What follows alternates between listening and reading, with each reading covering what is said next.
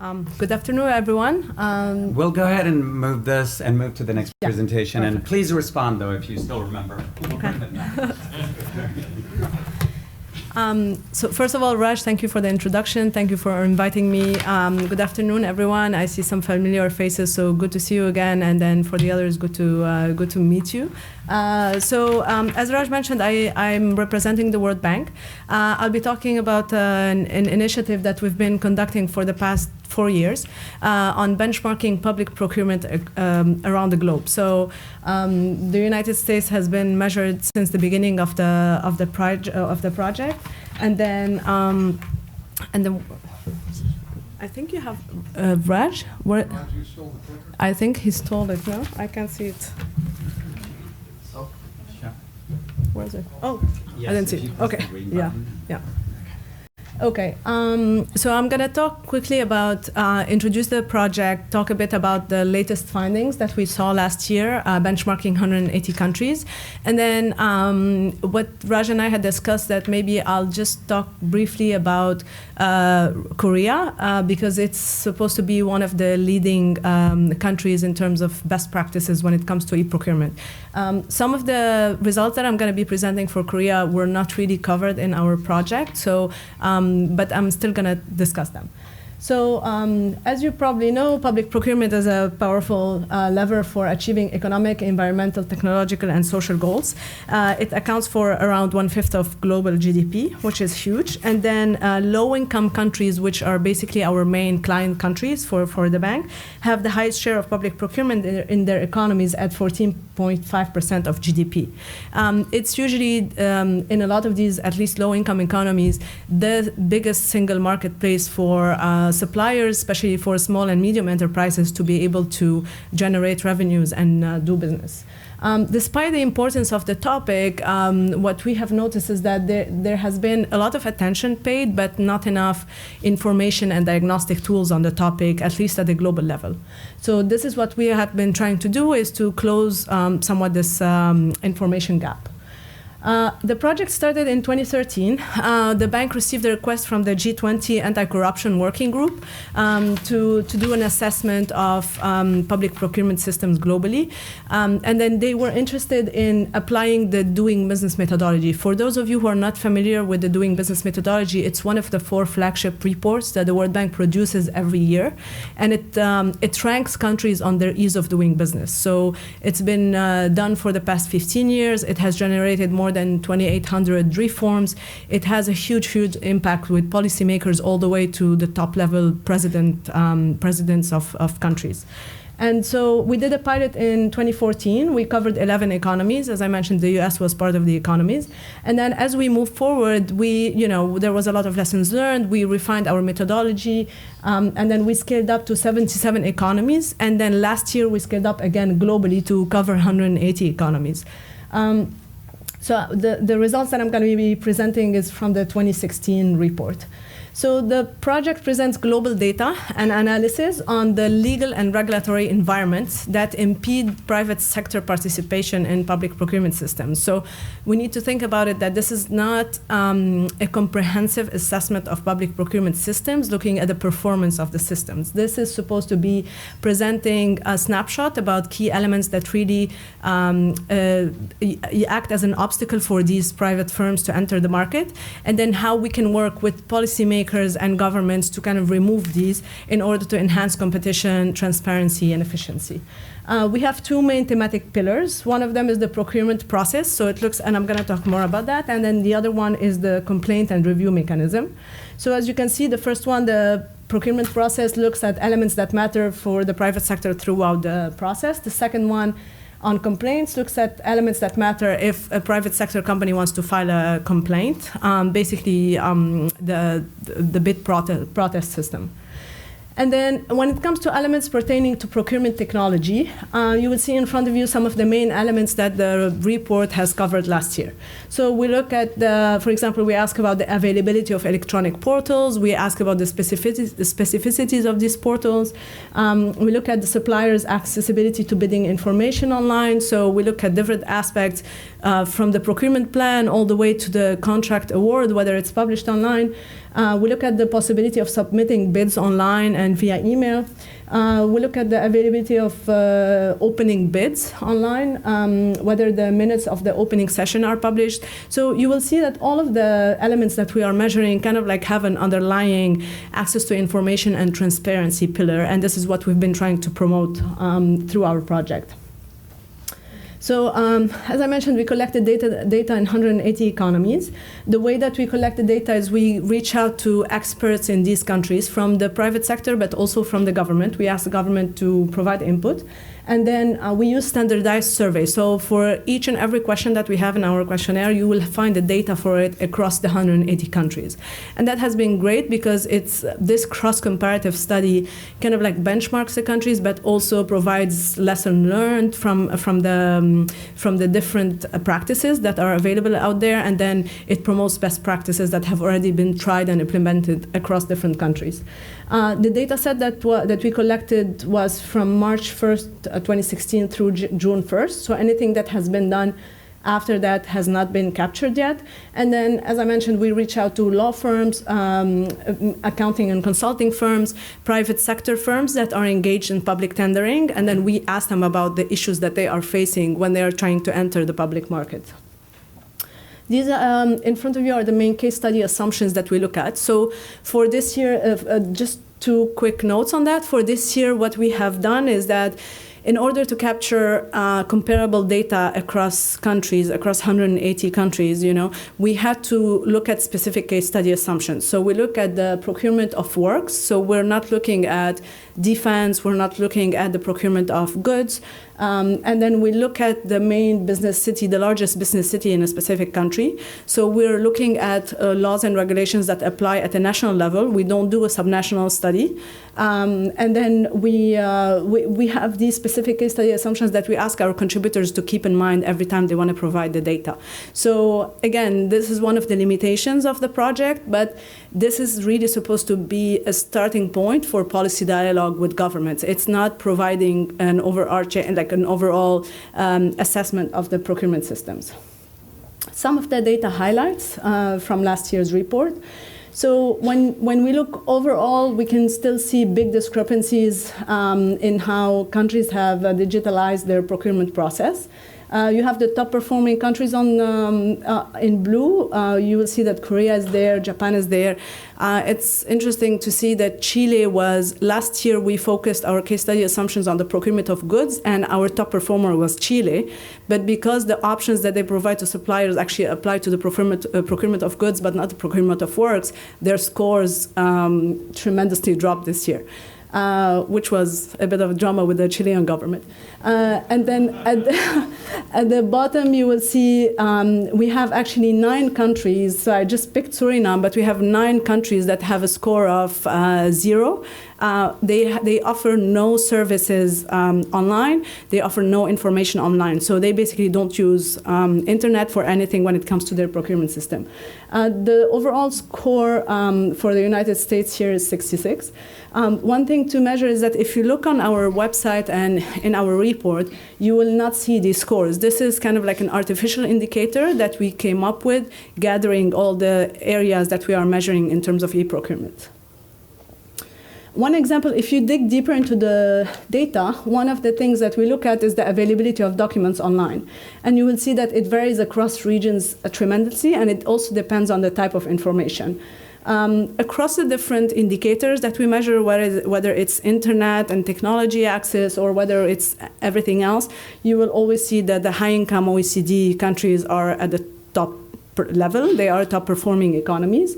So like you will see that most of the countries measured by us in OECD high income, they do publish their award notice online. They do publish tender documents and tender notice online. Of course, they publish their laws and regulations. You can easily find them online, which is not always the case. And then procurement plans, you would see that actually the ECA region, Eastern Europe and Central Asia, performs better than OECD. When we move to the bid submission phase, you would see that the majority of economies where bidders can submit bids via email or online are, again, OECD high-income ones. But you will see if we wanted to look at the economies that offer both options, so if you as a supplier can submit online, or also you can just submit your bid via email, only 16 out of the 180 countries have the option of submission for both. And then again, most of them are in OECD high-income. Tania? Yes. Just one question. Have you determined what are some of the minimum set of things that government should be doing that you would advise people in this room as well as online that, so for instance, putting bids online or submitting, that should be pretty much second nature at this point. Yes. In most cases, are there those kind of things? Or? That's actually a very good question because this came up during our expert. So the project has an advisory group, and Raj actually is one of our expert advisors on the thing.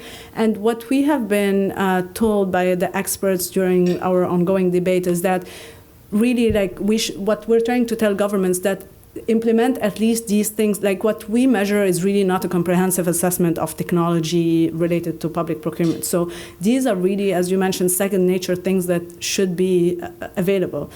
Even if in a developing country, we're not talking about a country like the US or Canada or Chile or Korea. We're talking about countries like Jordan or countries like Thailand, and they should have this. It's not that difficult for them to implement it in terms of reforms. And then a lot of countries have already done it, and these are really quick action reforms. So they don't take years to implement.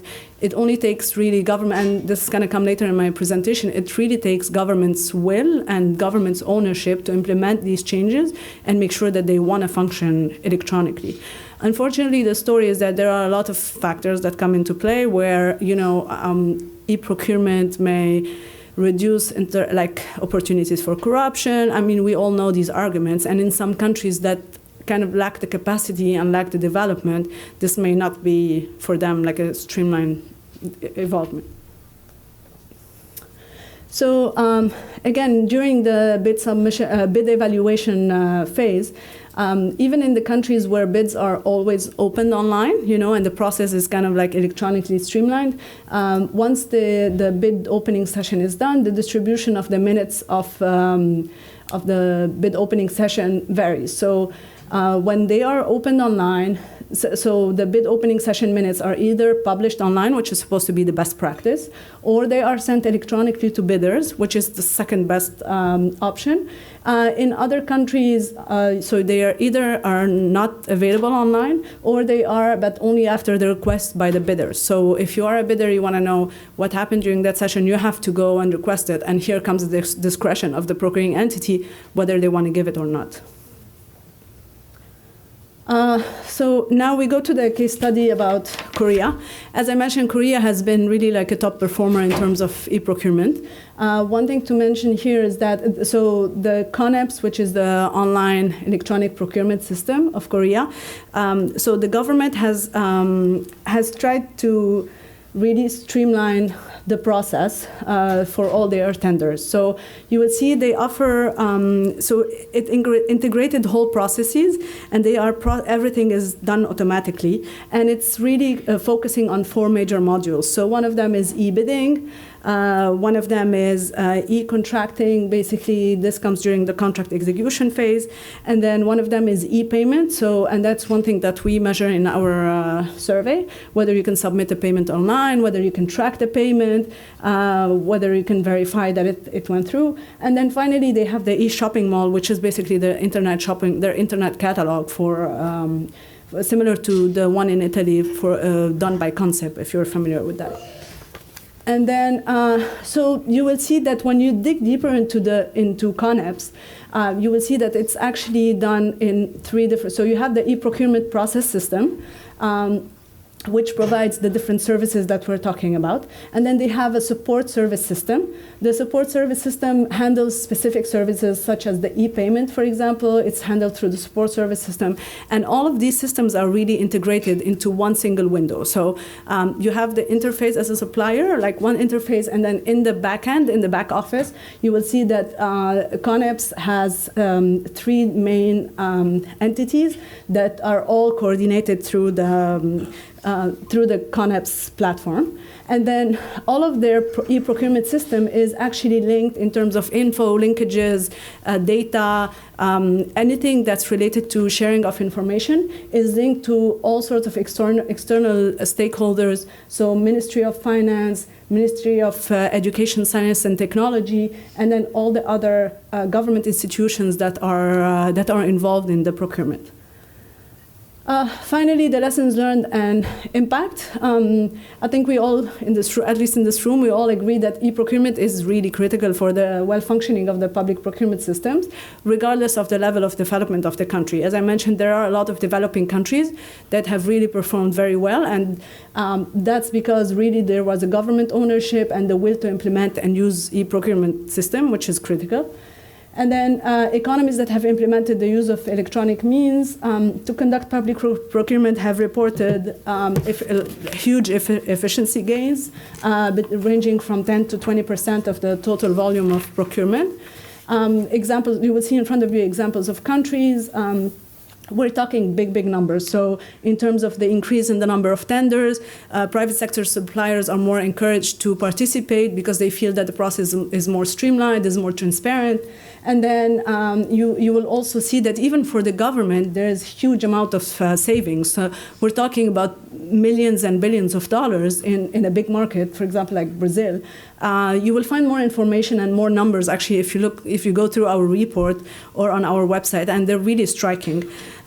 For Korea, I would say that in 2016, actually, 94% of all their tenders were now being done online, and they're moving towards the 100%, I think, by 2018. And then one thing that's interesting to mention is that Korea has been, the government of Korea has been helping other governments to implement systems that are similar to CONEPS. So they have done a lot of peer-to-peer learning. I think they have done it in Vietnam, Costa Rica, Jordan, Tunisia, and Rwanda. So it has been a great initiative, and it kind of like spills over across different countries. Thank you. Another question? Later? Go ahead. No, I was going to say, do you want to take a couple of questions? Yeah, sure. I think we cut off. We're good? I went super fast. So any questions? Go ahead. Did the United States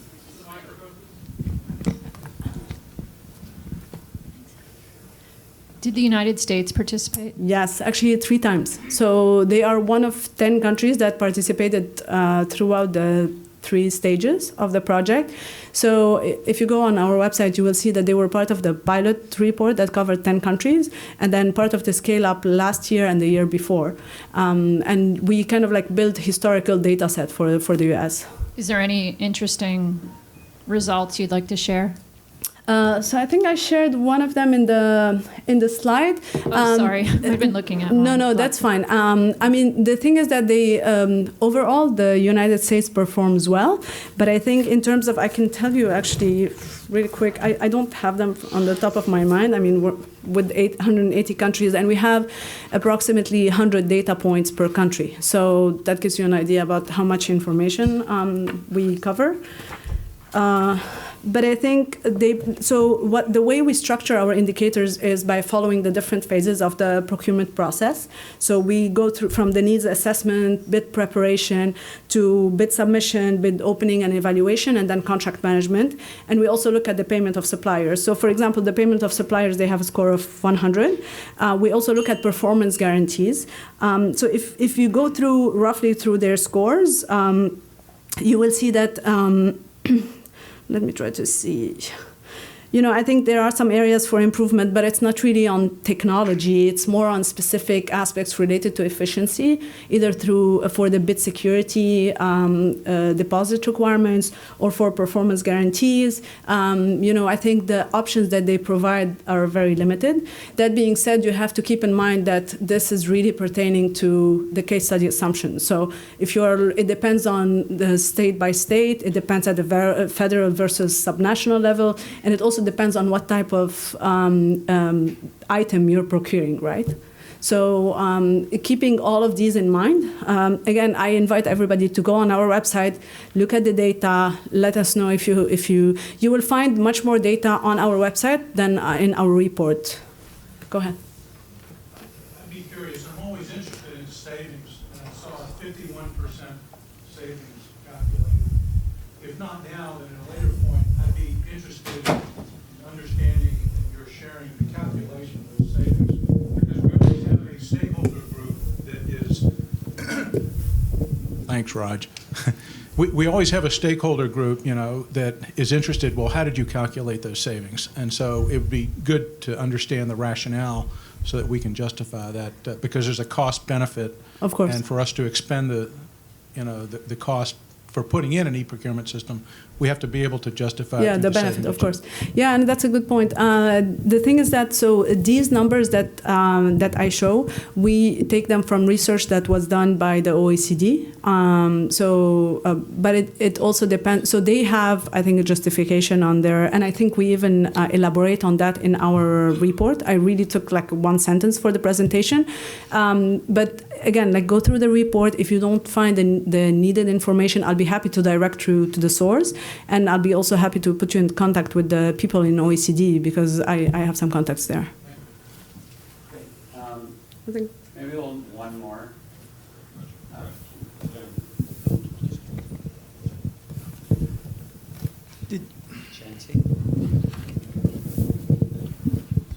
I was curious to find out what the reasons were for conducting just the works part of the benchmarking and not for goods. So we had to pick one or the other, just because we couldn't conduct. It's a very comprehensive assessment, and it's a very costly one because we're given the geographical coverage of the project. So again, for the 77 countries, we had looked at the procurement of goods, and then from there we moved to the procurement of works. First of all, because you have much more, the amounts are much bigger in terms of when it comes to investment in the procurement of works, and then and this was the direction that kind of the experts have advised on us to take, that this is where most corruption happen. This is where you find most expenses, but also it could be somewhat used as a proxy for, except in exceptional cases like Chile, it could be used as a proxy for the procurement of goods, whereas the procurement of goods cannot really be used as a proxy for the procurement of works. So this is why we decided to change the sector, actually. I think there was one last question, because he's been raising his hand. One last one. I think they already spoke to the issue of corruption, but it looks like this technology. I think if people could identify themselves as that would be helpful, actually. Yeah. Yeah, my name is Calvin Spate. I'm a infrastructure and energy consultant. It looks like this technology is improving governance to the point where corruption is either the frequency or severity of corruption can be reduced. Have you seen any correlations between having a high rating on governance and the reduction of corruption? So not for the purpose of this exercise, and just because I think for you to come up with such a, a big result, you need some time, right? So what we have tried to do is and for this we received very positive results, and I think it's in the report, either this one or the one from last year. We have correlated our results with Transparency International's corruption index and other indices out there to try to see whether the countries that have low corruption levels, are the ones that have a good standardized procurement system. So, and we have found actually a good correlation between the two. So, of course, these are the countries that you expect to see. You're talking about New Zealand, you're talking about Sweden, Australia. But then, so to go to a correlation as to, if you implement an e-procurement portal, you're going to lower your corruption by this much. I think, at least for the purposes of this project, it's a bit too early to come up with this conclusion. Very well, thank you. Yeah, thank you.